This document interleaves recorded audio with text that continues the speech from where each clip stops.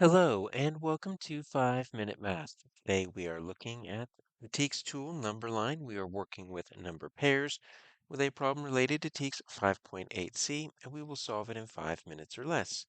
If you haven't done so already, please go ahead and take a moment to pause the video, work this problem out on your own, unpause it, and we will look at our answers together. So we have a table of values.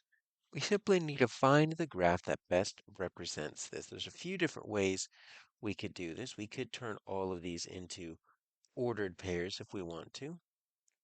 Right, so that first pair would be 2, 6, 4, 3, 7, 8.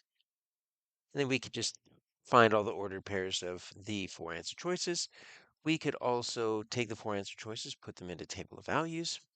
But what I want to do is I want to turn these into double number lines. And I'm going to just find the ones that match. And what I'm doing, my double number line, I'm going to be matching my x's with my y's. So my first x is 2, and my first y is 6.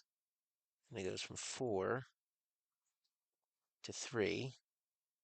Then it goes from 7 to 8. So you notice we're not necessarily finding a pattern here. We're just using this to map it out because you see it goes up 2 to 4 and then up 3 to 7, but then the y goes down and then back up. So we're not necessarily showing an additive or multiplicative pattern. We're just trying to find the matching set of x and y coordinates.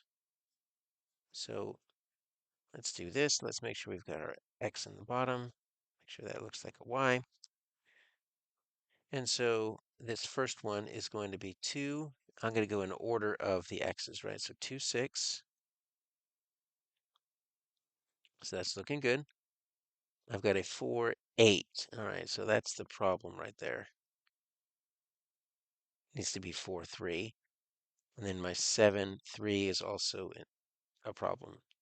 All right, so they ended up flipping the y values of those two. So let's do this. We've got B here. All right, so there's my 2 and my 6. Okay, once again, looking good. Then I've got my 4 and my 3. All right, that's looking good.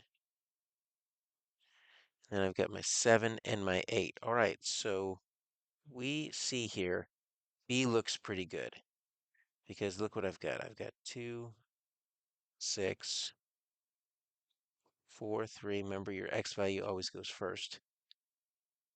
And then 7, 8, which matches. But we've got C and D. Always verify all four answer choices because if there's another one that shows up being correct, you made a mistake somewhere. All right, so we've got our y, our x. So this is going to be 3 and 4. So they reversed the y and the x there, and it's just not the first one. Oh, look what they did here, 6 and 2, and then they did 8 and 7. Look, 2, 4, 7, 4, 2, 7, 3, 6, 8. So they actually inverted the x and the y for all of these. Because look at these points here. This is 3, 4 instead of 4, 3. This is 6, 2 instead of 2, 6. And this is 8, 7 instead of 7, 8. All right, so they inverted the x and the y, which is a common mistake if you're not paying attention. That one's incorrect, but I understand why someone might choose it.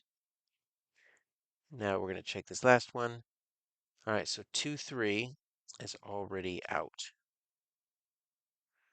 Right, that needs to be a 2, 6. 4, 6 is out. It needs to be 4, 3. And then 7, 8. I guess they want 7, 8 works.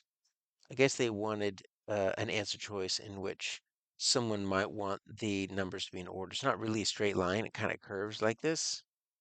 But if you're looking for it to be in, ascending order, you might choose this one. But ultimately, that one is incorrect as well. So the only one that makes sense is B, and that matches the table we have up at the top, and that is going to be our answer.